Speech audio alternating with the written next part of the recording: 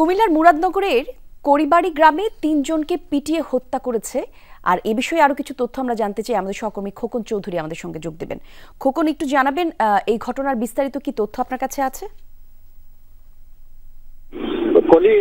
আজকের যে ঘটনা, কুমিল্লা মুরাদনগর উপজেলার বাঙ্গরা বাজার থানাধীন যে এলাকায় যে ৩ জন হত্যাকাণ্ডের ঘটনা ঘটেছে, এর মধ্যে কিন্তু আসলে দুজনই নারী এবং এই দুজন নারীর মধ্যে একজন পুরুষ রয়েছে এবং তাদেরকে আসলে আমরা যতটুকু স্থানীয়ভাবে এবং পুলিশের মাধ্যমে যতটুকু এখন পর্যন্ত আমরা জানতে পেরেছি, আসলে তারা ৩ জনেই একই পরিবারের এবং মাদক ও এলাকায় চুরি ছিনতাইয়ের সঙ্গে আসলে তারা জড়িত।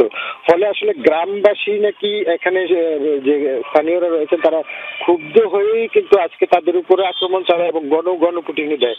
গণপিটুনির পরেই কিন্তু আসলে তারা মারা যায়। এটি আসলে মুরাদনগর উপজেলার যে বাঙ্গরা থানাধীন বড়ইবাড়ি এলাকায় কিন্তু এই ঘটনাটি ঘটে। তো এই ঘটনাটির পরেই কিন্তু এলাকায় একটি চাঞ্চল্য শুরু হয়েছে। ঘটনাস্থলে আমরা যতটুকু পুলিশের সঙ্গে কথা বলেছি, শহর থেকে পুলিশ সুপার ঘটনাস্থলে যাচ্ছেন, এছাড়া আইন শৃঙ্খলা বাহিনীর সদস্যরা সেখানে যাচ্ছেন এবং আসলে মূল প্রকৃত ঘটনাটি আরো হয়তো পরবর্তীতে আমরা বিস্তারিত আকারে জানাতে পারবো। এখন পর্যন্ত যতটুকু আমরা জেনেছি যে আসলে ক্ষুব্ধ এলাকাবাসী সংঘবদ্ধ হয়ে তাদেরকে গণপিটুনি দেয় এবং সেখানে তারা ৩ জন মারা যায়। ৩ জনের মধ্যে একজনের নাম রুবি, একজনের নাম জোনাকি, আরেকজনের নাম মামুন।